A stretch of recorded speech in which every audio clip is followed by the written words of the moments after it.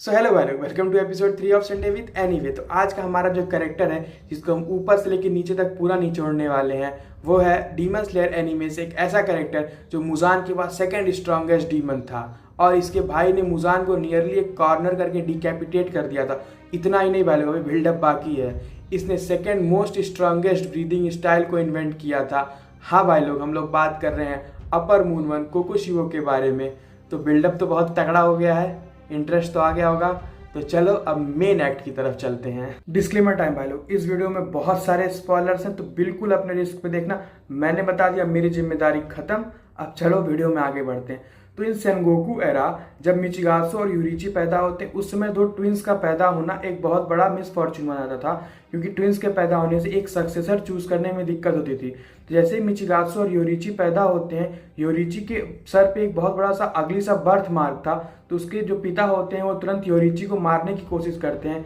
लेकिन एक new born child की मदर का जो रेज होता है उसको वो नहीं संभाल पाते हैं और उसको मारते नहीं है। लेकिन ये डिसीजन लेते हैं कि जैसे ही यूरिची 10 साल का होगा उसको तुरंत एक प्रीस्ट बनने के लिए टेम्पल में भेज दिया जाएगा। और तभी से मिचिगात्सु और योरिची की लाइफ बिल्कुल अलग अलग हो जाती है। मिचिगात्सु को as a prince, as a successor treat किया जाता है और योरिची को एज एन आउटसाइडर ट्रीट करके उसको एक छोटा सा कमरा दिया जाता है रहने के लिए। वहीं पे मिचिगात्सु को एक बड़ा सा कमरा, एक बड़ा सा महल टाइप रहता है उसके रहने के लिए। लेकिन जैसे जैसे दोनों बड़े होते हैं, जो मिचिगात्सु होता है वो योरिची को लेकर थोड़ी सी पीटी अपने अंदर डेवलप कर लेता है कि कितना बेचारा है, इसको कुछ नहीं मिलता है। तो एक दिन वो उसके लिए एक फ्लूट बना के ले जाता है और योरिची को देता है बेचारा समझ के, लेकिन वो उसको कभी एज ए ब्रदर नहीं लव करता था। और उस फ्लूट को देख के योरिची इतना खुश हो जाता है कि मिचिगात्सु से कहता है कि मैं इसको अब एक ट्रेजर की तरह अपने पास हमेशा रखूंगा। तब मिचिगात्सु सोचता है कि ये एक पीस ऑफ ट्रैश को जिसको कोई बना सकता है, इसको कोई ट्रेजर की तरह से कैसे समझ सकता है।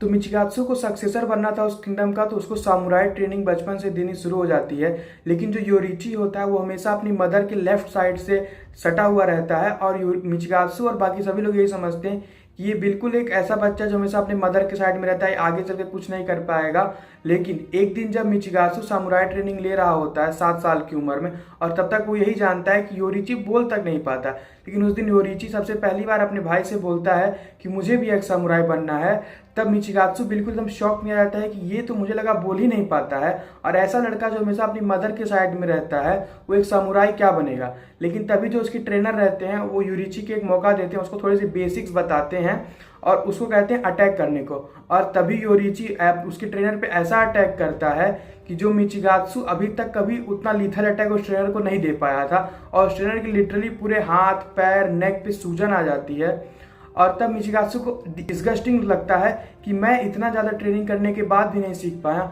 और ये एक लड़का जो हमेशा अपनी मदर के साइड में रहता है वो इतना ज़्यादा कैसे स्टूडेंट ऑफ प्रोडिजी कैसे निकला। और जब मिचिगात्सु उससे जाके पूछता है कि तुमको ये सब कैसे आता है, तब योरिची एकदम कहता है कि नहीं, आज मैंने ऐसा किया तो मुझे बहुत बुरा लगा। मैंने एक स्वॉर्ड पकड़ी और किसी को ऐसे हर्ट किया, तो ऐसा मुझे नहीं करना चाहिए, मुझे स्वॉर्ड से नफरत है, मैं एक प्रीस्ट ही बनूंगा, मुझे सब नहीं करना है। तब जो मिचिगात्सु होता है उसका जो उसके लिए हेट होता है और बढ़ता जाता है कि एक स्टूडेंट ऑफ प्रोडिजी है और ये ऐसा कर रहा है, और इसके सामने मैं क्या हूँ, इसे एक टर्टल जितना स्लो होता है मैं उतना स्लो सीख रहा हूँ। तब योरिची उसको बताता है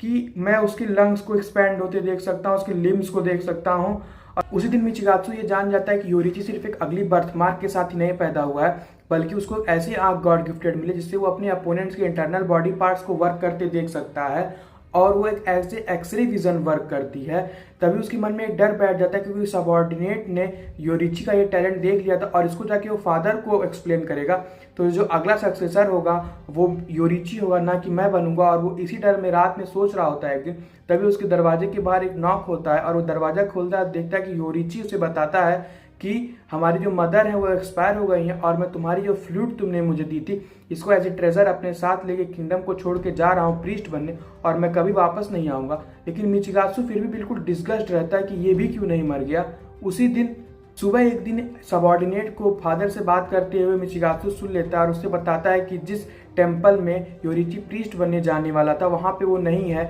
और उसने अपने सारे कनेक्शन हमसे तोड़ लिए हैं। तब मिचिगात्सु ये सोच के खुश हो जाता है कि शायद योरिची भी मर गया होगा किसी मिस हैपनिंग की वजह से, और वो अपनी हैप्पी लाइफ वहाँ से स्टार्ट करता है। वो आगे चल के किंगडम का रूलर बनता है, शादी होती है, उसके बच्चे होते हैं। लेकिन एक दिन कहानी में एकदम भयंकर ट्विस्ट आता है। मिचिगात्सु की पूरी लाइफ तबाह होकर रह जाती है उसके पर्सपेक्टिव से, क्योंकि एक दिन उसके किंगडम पे डीमन अटैक कर देता है और मिचिगात्सु और उसके पूरे ट्रूप्स उस डीमन से लड़ते हैं लेकिन उसे नहीं हरा पाते हैं। तभी एंट्री होती है हमारी योरीची की और उसको विद एक स्लैश से ख़त्म कर देता है। और मिचिगात्सु जो पहले बिल्कुल डिस्गस्ट रहता था कि मैं योरीची जैसा क्यों नहीं हूँ, मैं योरीची जैसा क्यों नहीं, फिर से उसकी लाइफ में वो मोड़ आ गया और वापस से उसने पूरे अपने किंगडम, अपनी फैमिली, अपने बच्चे सबको डिसबैंड कर दिया सिर्फ एक योरीची की तरह डीमन स्लेयर बनने के लिए और उसकी तरह सन ब्रीदिंग सीखने के लिए। लेकिन जैसे और कोई नहीं सन ब्रीदिंग सीख पाया, मिचिगात्सु भी सन ब्रीदिंग नहीं सीख पाया और एक डीमन स्लेयर का एक एरा चालू होता है वहाँ से, जहाँ पे सन ब्रीदिंग के बहुत सारे और सबऑर्डिनेट्स जो होते हैं वो आगे आते हैं। कोई फायर ब्रीदिंग सीखता है, कोई मिस्ट ब्रीदिंग सीखता है और इसी तरह से मिचिगात्सु भी अपना मून ब्रीदिंग डेवलप करता है, क्योंकि उसके भाई की तरफ से बनना था तो वो सन ब्रीदिंग नहीं सीख पाया, तो उसका जस्ट अपोजिट उसने अपना खुद का मून ब्रीदिंग इन्वेंट किया और वो भी एक डीमन स्लेयर बना। और जैसे योरीची के सर पे एक बर्थ मार्क था, लेकिन उसी तरह से बाकी डीमन स्लेयर के ऊपर भी मार्क आने लगा और इसी तरह मिचिगात्सु के ऊपर भी वो मार्क आया।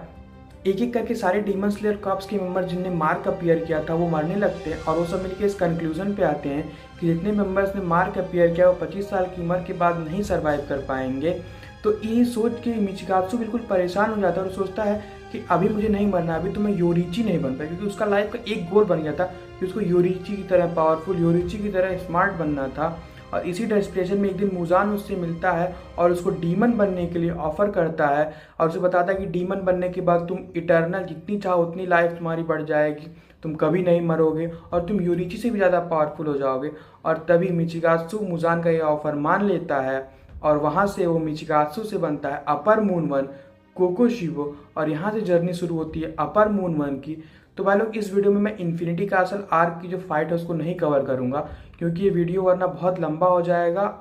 तो इसके लिए अगली वीडियो या फिर कोई और वीडियो बनेगी। लेकिन थोड़ा सा कंटेक्स्ट दे देता हूँ कि जब वो अपने अगलीस्ट फॉर्म में आ जाता है, डीमन फॉर्म में, और अपने आप के रिफ्लेक्शन को देखता है और वो यही सोचता है क्या मैं इसीलिए एक डीमन बना था, क्या ये एक समुराई का फॉर्म है, तभी उसका जो फ्लैशबैक होता है योरीची के साथ का वो वापस से अपीयर होता है और उसमें हम लोग देखते हैं कि डीमन बनने के 60 साल बाद मिचिगात्सु एक दिन फिर से योरीची से मिलता है और वो यही सोचता है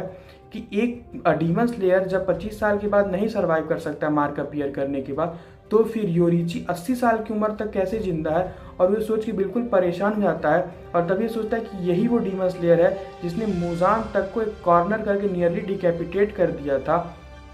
और वो तभी जब तक सोचे भी योरीची के ऊपर हमला करने के लिए, योरीची उससे कहता है ब्रदर मैंने कभी ये नहीं एक्सपेक्ट किया था कि तुम एक डीमन बन जाओगे, और अपनी स्वॉर्ड को निकालता है और सन ब्रीदिंग से नियरली उसको डिकैपिटेट कर देता है। लेकिन वो एक स्लाइस में नहीं मरता, क्योंकि फिर भाई कितना भी वो अपर मून वन है तो एक स्लाइस में नहीं मरता है। मे भी अगर योरीची अपने प्राइम में होता तो उसको एक ही स्लाइस में ख़त्म कर देता, लेकिन तभी योरीची जैसे उस तरफ जाता है मिचिगात्सु के अटैक करके, वो अपनी नेचुरल डेथ से, क्योंकि 80 साल की उम्र में जब वो सन ब्रीदिंग को किया, हम देख ही पाते हैं जब तांजीरो हमारा मेन जब सन ब्रीदिंग को करता है वो भी इतने अपने प्राइम में वो बिल्कुल थक जाता है। तो 80 साल की उम्र में सन ब्रीदिंग करने के बाद योरीची हमारे नेचुरल डेथ से मर जाते हैं और तभी फिर से एक बार मिचिगात्सु एकदम क्या कहते हैं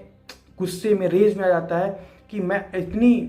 पावर जनरेट करने के बाद, सब कुछ करने के बाद भी योरीची को नहीं मार पाया, वो बल्कि जिसने मुजान तक को एक कॉर्नर करता, मेरे पास एक मौका था लेकिन अपनी नेचुरल डेथ से मर जाता है। तभी उस पर वो मून ब्रीदिंग से एक लीथल ब्लो करता है और योरीची को बिल्कुल 2 टुकड़ों में काट देता है। तभी वो देखता है कि योरीची के कमर से एक फ्लूट गिरती है और उसको तभी याद आता है, फ्लैशबैक्स आते हैं कि तो उसी की फ्लूट है जो उसने बचपन में योरीची को दी थी। और वो एक डीमन होने के बाद भी अपने इमोशंस को छुपा नहीं पाता है, शो कर देता है। और यहाँ पे हम देखते हैं योरीची उससे आके इन्फिनिटी कासल में उसके माइंड में एक तरह से उसके आफ्टर लाइफ में बोलते हैं कि ब्रदर इतना ही तुम कर सकते थे, बस अब वापस आ जाओ अपने ह्यूमन फॉर्म में, अपने सामुराई फॉर्म में, और वापस एक पीसफुल, एक डेथ तो कम से कम एक्सेप्ट कर लो पीसफुल। और यहाँ पे हमारे अपर मून की कहानी खत्म होती है, वो धीरे धीरे एशेस में कन्वर्ट होने लगता है और इसी के साथ हमारे कुछ हाशिरा भी मर जाते हैं। और भाई लोग फिलहाल तो ये वीडियो खत्म हो गई क्योंकि ये अपर मून के बारे में थी, लेकिन इन्फिनिटी कासल में इधर बहुत सारी फाइट चल रही थी और भी बहुत सारे कैरेक्टर्स हैं। तो अगर इन सब के बारे में वीडियो चाहिए तो make sure to hit the like button, subscribe to the channel, और अगर वीडियो लाइक नहीं किया अभी तक तो जीवन भर तुम्हारा दोस्त योरीची रहेगा और तुम मिचिगात्सु, और कभी उसके जितना परफेक्ट नहीं बन पाओगे। तो वीडियो को लाइक कर देना और मिलते हैं अगली वीडियो में।